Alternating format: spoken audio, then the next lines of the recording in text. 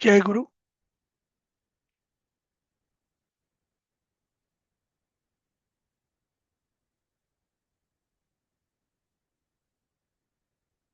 जय गुरु.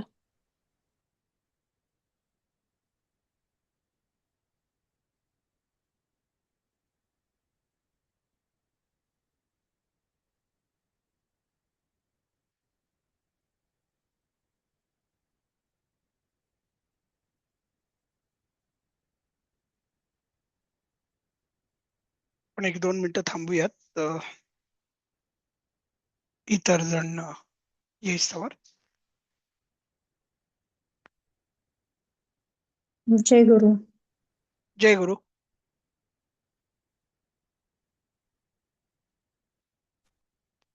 निशिगंधाताई, तुम्ही दोन दोन ठिकाणी मला दिसताय. दोन डिव्हाइस वरून तुम्ही जॉईन झालात का?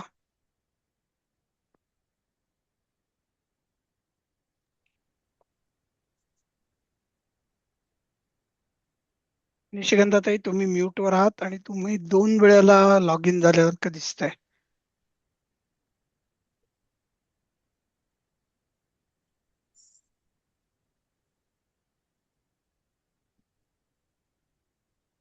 बरं, ठीक आहे, चालेल. जय गुरु गुरुवर. जय गुरु छायाताई. चालेल, आपण सुरू करायचं का? मी शेअर करतो.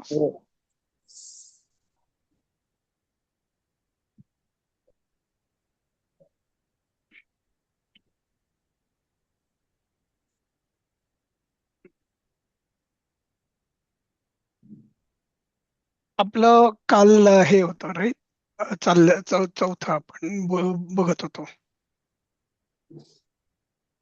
नाही हं? सर, नाही हो, हे नव्हतं. चौथं नाही झालेलं. नाही, तिसरं अं, पण नाही झालं.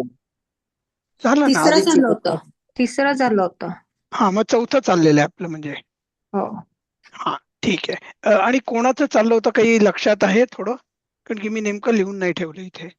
बहुतेक अं, छायाताईचं चाललेलं होतं. माझ्यापर्यंत झालं होतं सर, संपत पण आलं याच्या होतं आधीच छायाताईचं. घेतलं होतं मी. हा, नाही, कोणापर्यंत झालं? अर्धक्षणात चाललं होतं त्यांचं. हा, माझ्यापर्यंत माझंच चाललं होतं वाचन सर. बरं, ठीक आहे, मग तुम्ही घ्या. प्रयोग वाचते मी पहिल्यापासून घेऊ. अर्थेषणान व्यसनेषु गण्यते. हं, एषणा म्हणजे कामना. बरोबर. धनप्राप्तीची इच्छा हे व्यसन मानित नाहीत. हं, प्रयोग अये मनुष्यः धनान्यर्जयतः यतः अर्थेषणा व्यसनेषु न गण्यते. हा, अये मनुष्याः हा, धनान्यर्जयत. यत अर्- पूर्णत्व आहे बरं का, यतः इथे यत नाहीये. यत यत यतः ह हा, अर्थेषणा व्यसनेषु न न गण्यते. गण्यते. ओ म्हणजे मानवांनो. अरे मानवांनो, धन हा, मिळवा, धन हा, कमवा. आपण काल म्हटलं होतं की संपत्ती हे हो चुकलेलं आहे इथे. हो, धन पाहिजे. कारण धन मिळवण्याची ओढ किंवा इच्छा ही व्यसनांमध्ये गणली जात नाही किंवा मोजली जात नाही. हो बरोबर आहे. हो. हा.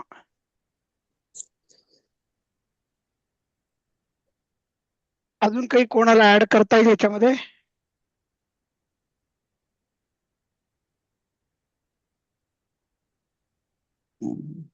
यात काही याच्यापेक्षा अजून काही जास्त सांगता येईल का? काही एखादं उदाहरण देता येईल का?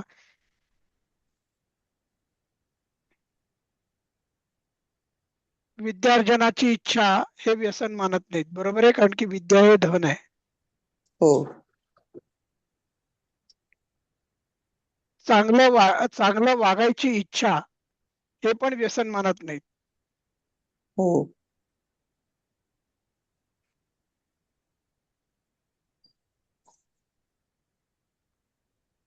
पुण्य कमवायची इच्छा हे पण व्यसन मानत नाहीत. व्यायाम करण्याची इच्छा. नक्कीच तेही व्यसन मानलं जात नाही. किंवा धनातला काही वाटा सत्कार्यासाठी वापरणे, बरोबर आहे. दान धर्म वगैरे करणं, म्हणजे थोडक्यात दानशूरपणा. दानशूरपणा. म्हणजे दान देण्याची जेव्हा आपल्याला सवय असते ती चांगलीच आहे. ते काही हा. व्यसन नाहीये दान द्यायचं. हा, छान. ठीक आहे. छान छान उदाहरणं दिलीत. चला चौथा आता कोण घेणार आहे? छायाताई नंतर मी लताताई मी घेतील. तो अनुरागस्तु फलेन सूचते. बरोबर आहे. अनुरागस्तुचा संधी विग्रह फलेन कसा होईल? अनुराग तू. अनुरागः स्तु अधिक स्तु. हा, तू. वाचा ना अर्थ वाचा. अर्थ कृतीने मनातील प्रेम स्पष्ट होते. बरोबर. प्रयोग तव कार्य विधास्यामि न तव वेति कार्यम. तव कार्यं विधास्यामि न वेति मम प्रेमेव वदिष्यति यतः अनुरागस्तु फलेन सूचते. हा, मराठी तुम्ही मी पुढचं वाचलं की तुम्हाला जास्त कळेल. प्रयोग जो आहे त्याचा तुझे अनुवाद काम मी केलेला आहे. करीन की नाही, तुझे काम मी करीन की नाही हे माझे प्रेमच तुला सांगेल. कारण प्रेमाची प्रचिती ही बोलण्यावरून नाही तर कार्याचा जो परिणाम मिळतो त्यावरूनच येते. बरोबर आहे की ना. आपल्याला दररोजच्या हो. आयुष्यामध्ये याची खूप उदाहरणं मिळतात. आपली आई अजिबात आपल्याला मी तुझ्यावर प्रेम करते, मी तुझ्यावर प्रेम करते म्हणत नाही. बोलून पण होणार तिच्या नाही, प्रत्येक कृतीनेच दाखवेल. कृतीमधनं ती दाखवते. बरोबर आहे. हो. हो. आईचं पण तसंच आहे सर. कुठल्याही याच्यात अपेक्षा न ठेवता त्या सांगितलं मग करेन असे काही होत नाही. बरोबर जेवढे आहे. सांगितले कामं करून मोकळे होते ती. हे नाही करत. करेक्ट. बरोबर आहे. बाप नाही करत त्याचं. म्हणजे थोडक्यात काय की आपण क्रियेविना वाचाळता व्यर्थ आहे अशी एक म्हण होती, आठवतंय का? हो. ती थोडीफार याच्या जवळपास जाते की नुसतंच बोलण्यापेक्षा कृतीमधनं करून दाखवा. तुमचं प्रेम देखील बरोबर. कृतीमधनं दर्शवा. नुसतं बोलून उपयोग नाही. किंवा नुसतं थँक्यू म्हणू नका, तर तुमच्या हं. कृतीमधनं आभार व्यक्त करा.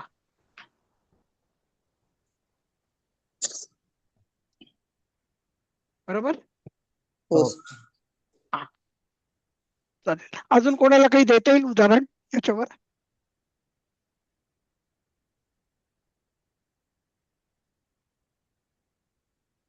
मैत्रीतही असतं सर असे बरेचसे उदाहरणं.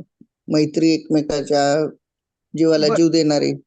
बरोबर आहे. अं, बरोबर आहे. म्हणजे त्यावेळेला नुसतं आपलं अरे हम तो तुम्हारे यार हा, है असं नुसतं म्हणून चालत असं नाही. करत नाही. हो. त्याच्या जीवावर जेव्हा बेततं तेव्हा आपण आपला प्राण धोक्यात घालून डोक्यात त्याचा जीव घालून वाचवायला पाहिजे. खरंच. हो. हो. बरोबर आहे. हो. आपण आपल्या बायकोला नुसते म्हणतो हनी आय लव्ह यू, पण ते उपयोगही नाही. कृतीमधनं दाखवलं पाहिजे. राईट.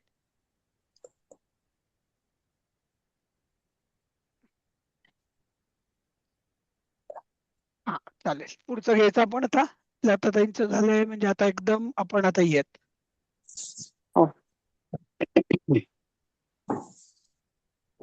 भारः पुरुषमवसादयति. पुरुषम अवसादयति. अतिभार म्हणजे जास्ती वजन. अवसादयति म्हणजे काय सर? अवसाद येते दमवतो म्हणजे का? थकून जातो. अच्छा. अतिभाराने पुरुष थकून जातो असं. बरोबर आहे. प्रयोग वाचा आणि नंतर अर्थ हा, वाचा आणि मग प्रयोग. आपण त्याच्याविषयी जास्त हो. बोलूयात. हो. अर्थ शक्तीपेक्षा अधिक भाराने पुरुष थकतो. प्रयोग अति शक्तिमतिक्रम्य कृतः परिश्रमः रोगं जनयति यतः अतिभारः पुरुषमवसादयति. आपल्या शक्तीच्या पलीकडे जाऊन केलेले परिश्रम शरीरात रोगाला जन्म देतात. कारण अतिरिक्त भार आणि किंवा अति कष्ट मनुष्याला शारीरिक आणि मानसिक दृष्ट्या थकावून टाकतात. बरोबर. म्हणजे थोडक्यात काय, की आपण तेवढंच काम करायला पाहिजे जेवढं आपल्याला शारीरिक आणि मानसिक दृष्ट्या आपल्याला चांगल्या स्थितीत ठेवेल एवढाच भार घेतला पाहिजे. त्यापेक्षा जर का हम्म, जास्त आपण भार घेतला तर कुठे ना कुठेतरी आपली शारीरिक आणि मानसिक झीज होत असते हम्म, आणि ती रोगाला कारणीभूत ठरू शकते. आपल्याला नजीकच्या काळामध्ये जाणवत नाही, पण जर का आपण दीर्घ कालखंड बघितला तर त्यामध्ये खूप केलेले कष्ट आणि मग त्यानंतर आपल्याला ते कुठल्या ना कुठल्या तरी पद्धतीमध्ये त्याचे भोग भोगायला लागतातच. हो. आणि म्हणून म्हणलेलं आहे की माणूस शक्तीपेक्षा जास्त जेव्हा आपल्या स्वतःवर जबाबदारी घेतो, काम करतो, त्यावेळेला तो थकून जातो. हम्म, याचा अर्थ असा नाही बरं का की काहीच कष्ट करायचे नाही. हम्म, आपल्या शक्तीला योग्य असतील असे कष्ट करायलाच पाहिजेत. हम्म.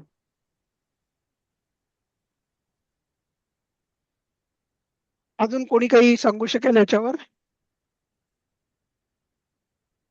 हम्म. कामगार वर्ग काही जण खूप अति हा, कंपन्यांमध्ये वगैरे काम जास्तीच म्हणजे ड्युटी संपली तरी नाईट ड्युटी वगैरे करणं हे ते बर अर्थार्जनासाठी म्हणा किंवा गरजेपोटी म्हणा करतात, पण मग बरोबर आहे. त्याचे परिणाम पुढे त्यांना जाणवतात. बरोबर आहे. अहो आपली आईच आपल्या डोळ्यासमोर आहे की उदाहरण. ऐकू तर आहेच. आपल्यासाठी सध्या राब सगळे राब राब असेच राब आहेत ना. लागते आणि मग शेवटी इतकी थकून जाते की तिला शेवटी इतके आजार जडतात की ते आपल्याला बघेनासे होतात. हो.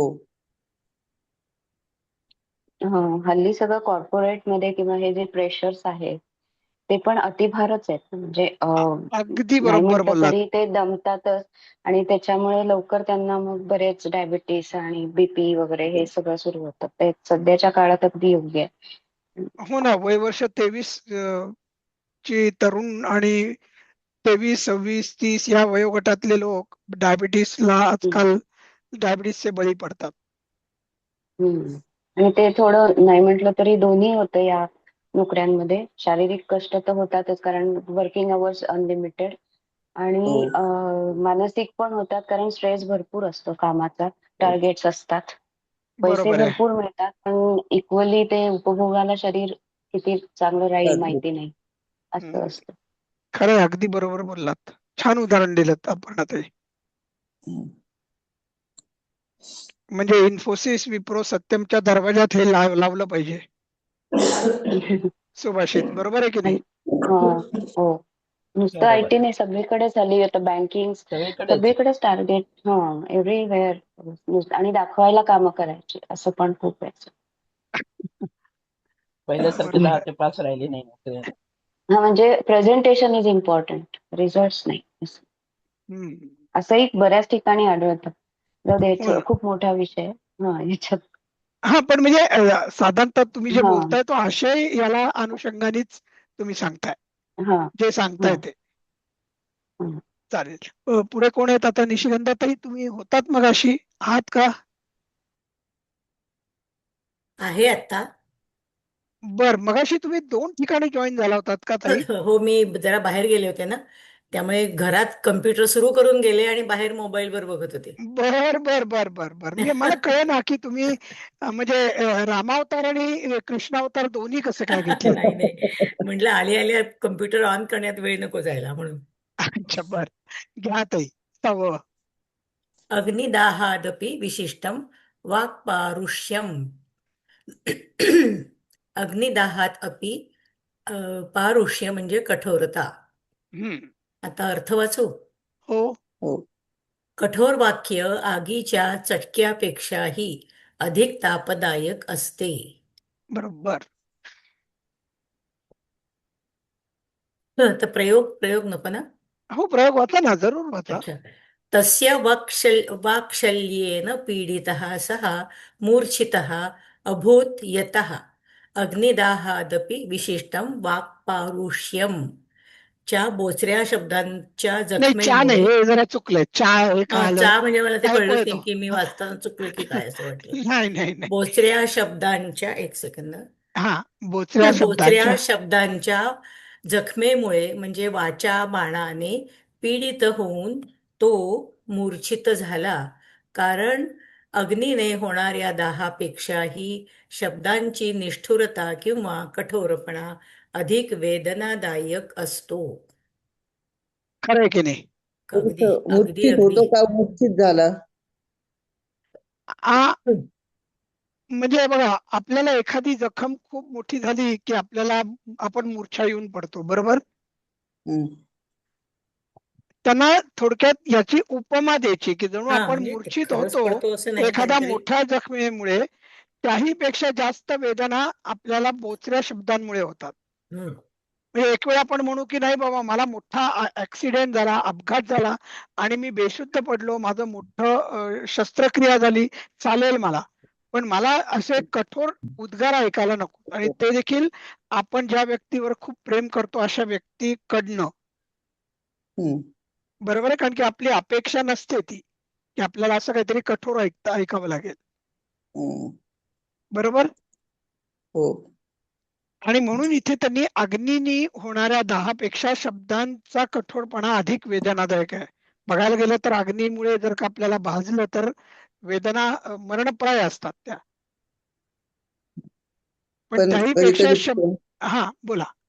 त्या जखमा भरून येतात, पण जिव्हारी वाक्य वापरलेले त्या वेदना कधीच हा, भरून अगदी निघत. बरोबर उदाहरण दिलं छायाताई.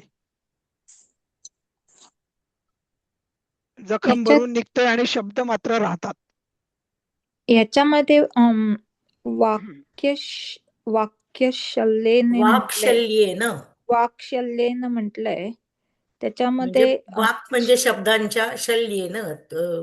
शल्य म्हणजे शल्य म्हणजे पीडा. शल्य म्हणजे सल किंवा पीडा. त्रासामुळे त्रासामुळे. बरोबर आहे.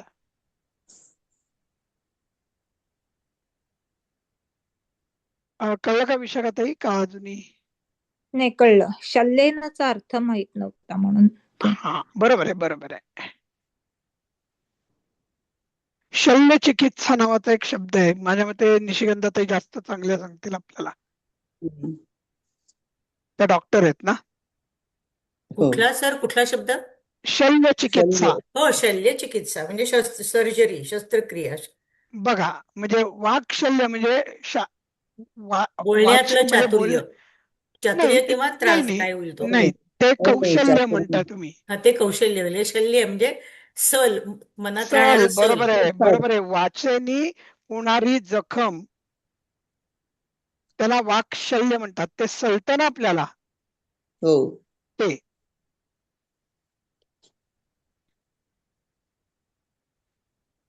जायचं का पुढे हो विशाखाताई? हो.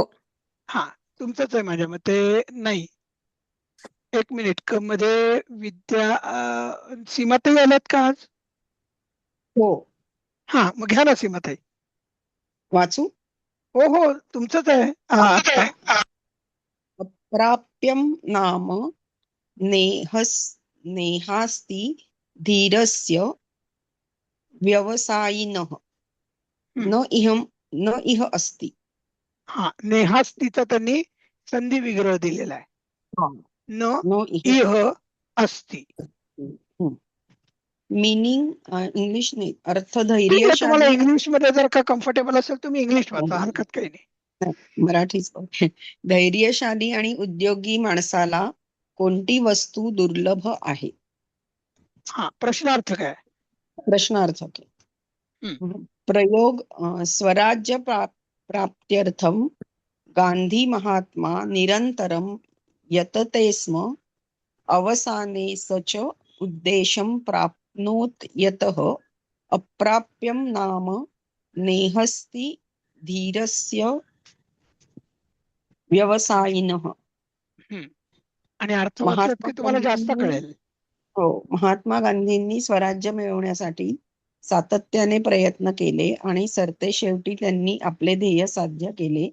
कारण या जगात धैर्यवान आणि उद्योगी माणसाला कोणतीही गोष्ट अशक्य नसते. अगदी बरोबर आहे. महात्मा गांधींनी खूप प्रयत्न केले स्वातंत्र्य मिळवून देण्याकरता. त्यांनी मिळून ज्या मार्गाने आपल्याला स्वराज्य मिळवून दिलं, स्वातंत्र्य मिळवून दिलं, तो कित्येक लोकांना न पटणारा असू शकतो. हो. पण तरी देखील स्वातंत्र्यासाठी त्यांनी दिवसेंरात्र कष्ट केले आणि त्यांनी जी स्वप्न बघितली ती पूर्ण करण्यासाठी त्यांनी जीवाचं रान केलं. ही हम्म. गोष्ट तर आपल्याला मान्य करावीच लागते. हो. आणि तेच या लोकोक्तीमधनं सांगितलेलं आहे की धैर्यशाली आणि उद्योगी. धैर्यशाली का म्हणलं असावं इथे? एखादी गोष्ट करताना अडचणी येतात किंवा काही भीती असेल तर, म्हणजे आता ह्या स्वातंत्र्याच्या बाबतीतच इंग्रजांच्या ते जे त्रास देत होते लोकांना, हा. त्याची एक भीती होती, तरी ते त्यांनी न घाबरता प्रयत्न केले सगळ्यांनी. त्यासाठी धैर्य. बरोबर. उद्योगी म्हणजे काम केली. बरोबर आहे. उद्योगपती म्हणजे थोडक्यात काय की जो कायम उद्यमात राहतो, तो कार्यरत राहतो. कार्यरत राहतो तो. बरोबर आहे. म्हणजे जो माणूस कायम कार्यरत राहतो त्याला किती वेळा जरी अपयश आलं तरी फरक पडत नाही, कारण की तो परत उभा राहतो आणि परत आपल्या कार्यामध्ये रत होतो. त्यामुळे कधी ना कधीतरी त्याला मिळतेच, त्याचं ध्येय साध्य करतोच तो. सर इथं ही म्हण लागू होईल का, प्रयत्नांची परमेश्वर? हो, तर नक्कीच होईल. म्हणजे त्याला मिळती जुळती आहे. मिळती जुळती म्हणजे त्या मराठीतून त्या पद्धतीचा. बरोबर आहे, बरोबर आहे. वाळूचे कण रगडीत आपण. वाळूचे कण रगडीता तेलही गळे. अगदी बरोबर आहे. हे अजून जास्ती जवळ आहे. धैर्य मात्र आपल्या सगळ्यांकडे पाहिजेच. की अपयश आलं, कितीही संकट आली तरी त्याला आपण धैर्याने तोंड द्यावंच लागतं. सर मग शिवाजी महाराजांनी जे स्वराज्य उभारलं, जी त्यांनी सुरुवात केली अगदी बालपणापासून त्याच्या स्वराज्य मिळवण्यासाठीची, ते पण बरोबरच आहे. हो, मग शिवाजी महाराज हे तर आपलं महाराष्ट्राचा आद्य दैवत आहे. हो, त्यांनाही या सगळ्या याच्यातून जावंच लागलंय, त्यांना पण सगळं हे करावंच लागलंय, एवढी धडपड. हो ना, गनिमी काव्याने एवढ्या मोठ्या मोहिमा सफल करण्यासाठी खूप धैर्य लागतं. इथे धैर्य म्हणजे धाडस अशाच अर्थी आहे का? कारण एखादी गोष्ट होण्यासाठी धीर पण लागतो ना. धीरस्य म्हटलंय म्हणजे एक पर्टिक्युलर टाइम जावा लागतो. तो अर्थ इथे नाही का? आहे ना, तो तर लागतोच तुम्हाला. पेशन्सही लागतो आणि डेअरिंगही लागतं. कारण धीरस्य म्हणजे तेवढा एक धीर, म्हणजे आता गांधीजी जरी धरलं तरी स्वातंत्र्य मिळायला एक थोडा वेळ जावा लागला. ते धैर्य किंवा तो धीर त्यांनी धरला असा अर्थ होतो का? नक्कीच होतो. तोही आहे अर्थ याच्यामध्ये अपेक्षित. ओके. समोर एखादी गोष्ट आपल्याला अत्यंत आपल्यावर संकट आणत असते, अशाही वेळेला डगमगून न जाता त्या गोष्टीकडे नीट लक्ष देऊन पाहणे, ती समजून घेणे आणि मग त्याच्या विरुद्ध क्रिया करणे, यासाठी धीर पण लागतो.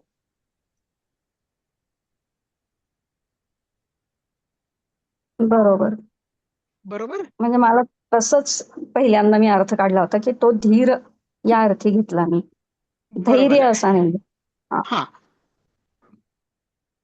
आणि धैर्य पण लागतं. धैर्य हा जास्त इथे हे आहे, कारण की अपयशाला घाबरून न जाणे यासाठी तुम्हाला धैर्यच लागतं.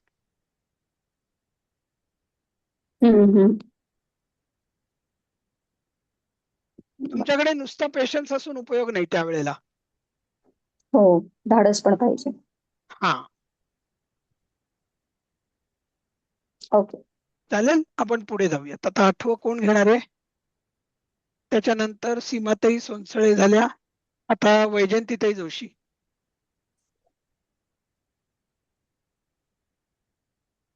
ताई आलायत का तुम्ही? बोलायचा प्रयत्न करतायत का ताई? बर, नसतील तर मग आपण विद्याताईंकडे जाऊ. नैकं चक्रम परिभ्रमति न एकम नैकम. हम्म, अर्थ, एका चाकाने गाडी चालत नाही.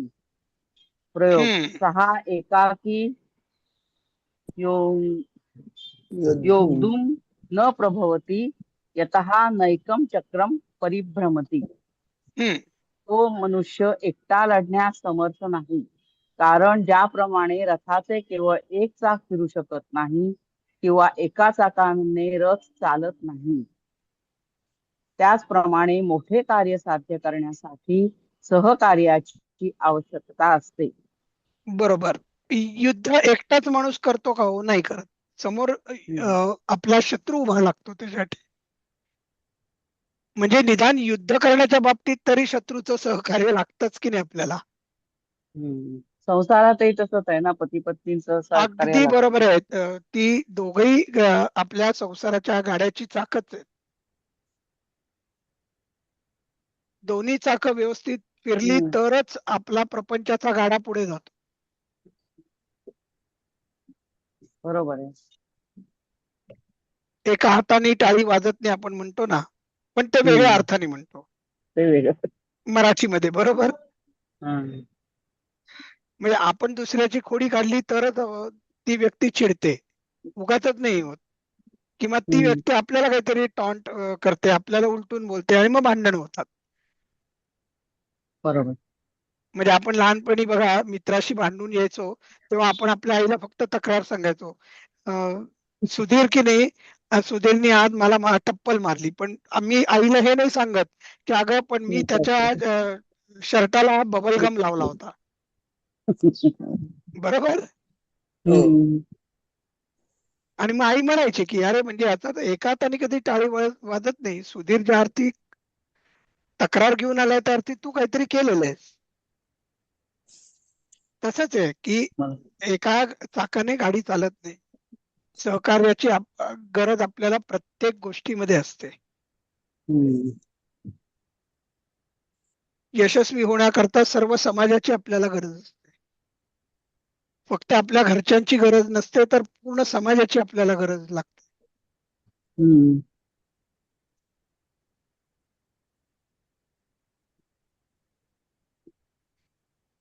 याच्यावर अजून जरा कोणी खुलून सांगेल का की आपल्याला समाजाची गरज कशी लागते? तर हे एका म्हणजे चाकाने गाडी चालत नाही, हे म्हणजे चांगल्या कार्यासाठीचं उदाहरण होतं. आणि मग एका हाताने टाळी वाजत नाही हे म्हणजे कार्य चुकीचं करण्याच्यासाठी. बरोबर आहे, बरोबर आहे. हे असं दोन्ही विरुद्ध आहे. त्याचंच उदाहरण देता येईल सर. बरोबर आहे. जवळ आहे पण विरुद्धार्थी येतोय. विद्यार्थी घ्यावे. बरोबर. पण मला सर, अजून एक सांगा ना की मी जे म्हणलं होतं की आपल्या यशामध्ये फक्त आपल्या कुटुंबियांचा सहभाग नसतो तर समाजाचा असतो, हे मला कोणी विस्तारून सांगू शकेल का?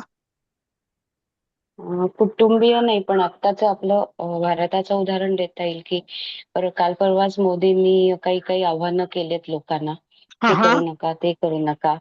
तर जर लोकांनी ते अजिबात ऐकलं नाही आणि पाळलं नाही तर ते आपल्यासाठी चांगलं नाहीये. त्यामुळे ते जरी खूप काही करत असले तरी आपणही त्यांना कॉपरेट करणं गरजेचं आहे. बरोबर आहे. त्यामुळे ते म्हणजे लाईक त्यांच्या एकट्या सगळं मोदी करतील असं म्हणून नाही चालत ना बऱ्याच वेळेला.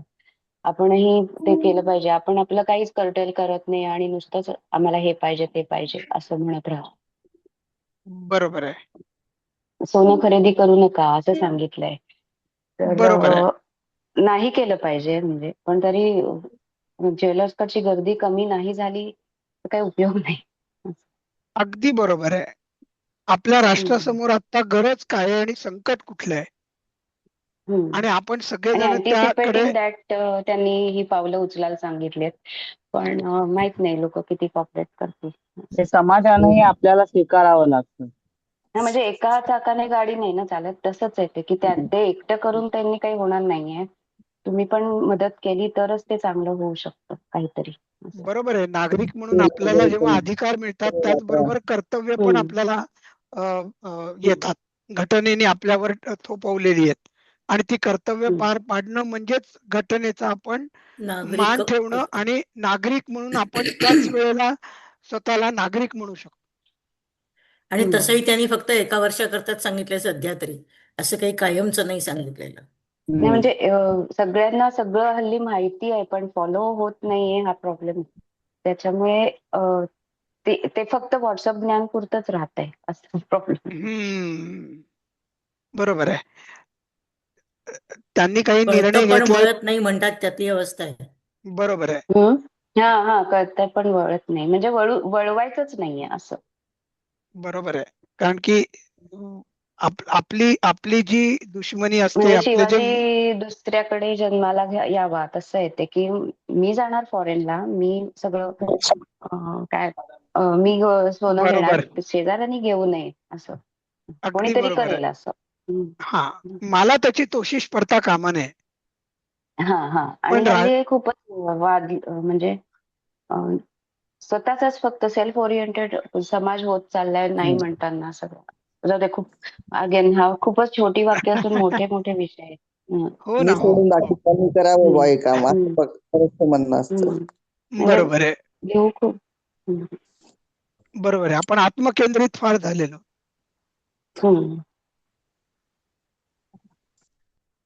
चालेल. आपण पुढचं घ्यायचं का? कोण होता आत्ता झालेला?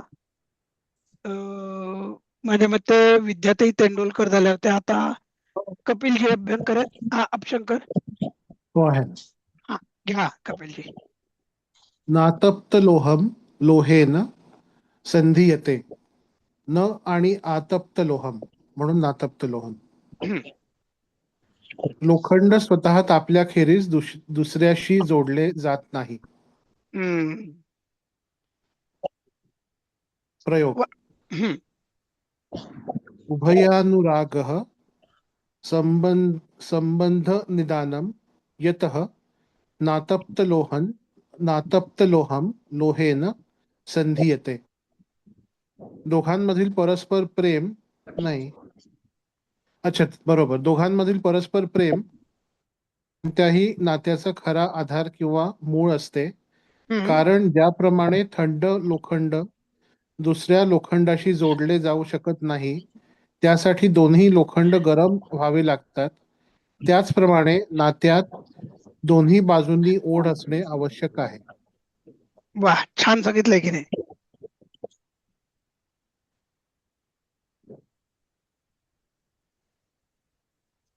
बघा पूर्वीच्या त्या हिंदी सिनेमांमध्ये पण आपल्याला एक डायलॉग असायचा, आग तो उधर भी लगी है.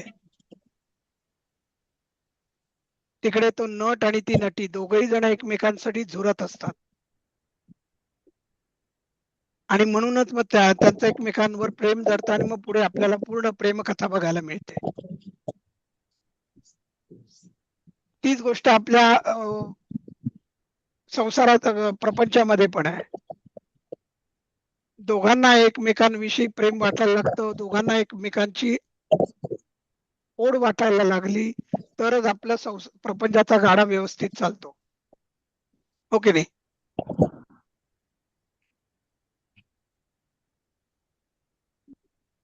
अजून कोणी काही सांगू शकेल, काही उदाहरण देऊ शकेल?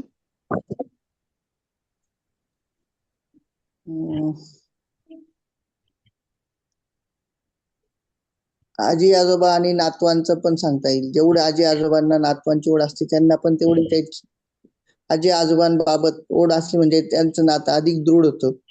बरोबर आहे. जेव्हा ओढ जास्त असते तेव्हाच नातं दृढ होऊ शकतं.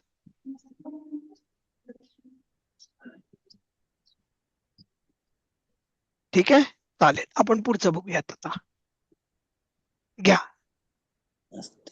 नास्त्यग्नेर्दौर्बल्यम् न अस्ति अग्नेः दौर्बल्यम्.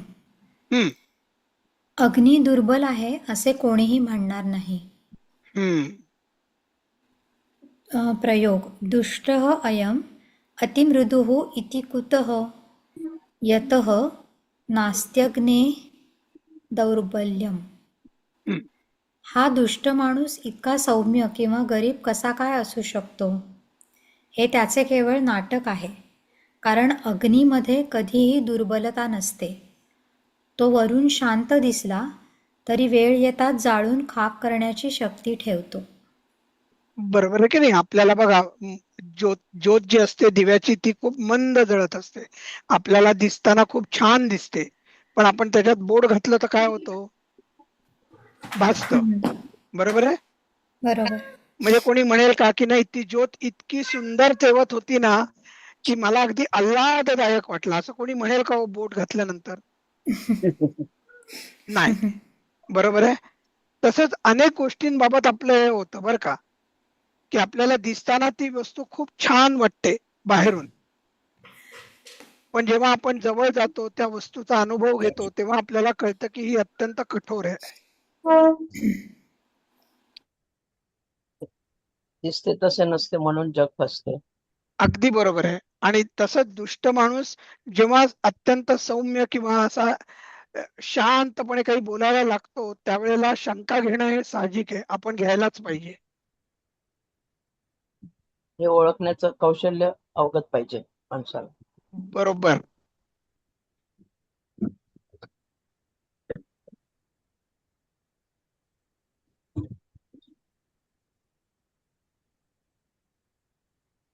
अजून काही कोणी याच्यावर बोलू शकेल, सांगेल?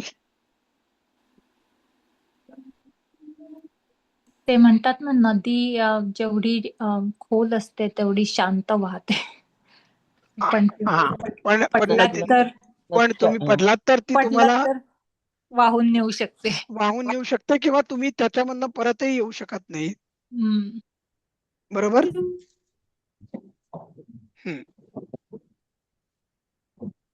छान एखाद्या दिलं शांत माणसाचं पण सांगता येईल बा, तो काही बोलत नाही म्हणून त्याच्याशी काही बोललं जास्ती प्रमाणात किंवा म्हणजे नको तितकं बोलल्यानंतर त्याचा अंत बघण्यासारखं त्याच्या रागाचा उद्रेक होऊ शकतो. नाही, तसं नाही इथे. म्हणजे आपण त्याला उचकवणार नाही होत ताई, असा नाही इथे अर्थ. म्हणजे एखादा जर का बलवान असेल, शक्तिवान असेल आणि तो शांत बसलाय, याचा अर्थ तुम्ही त्याचा काय म्हणतो आपण, त्याची परिसीमा, त्याच्या शांतपणाची सीमा ओलांडायला असं काही करू नका. परीक्षा बघू नका, त्याची परीक्षा बघू नका. परीक्षा बघू नका, कारण की ठराविक मर्यादेनंतर तो तुम्हाला इजा पोचवेल.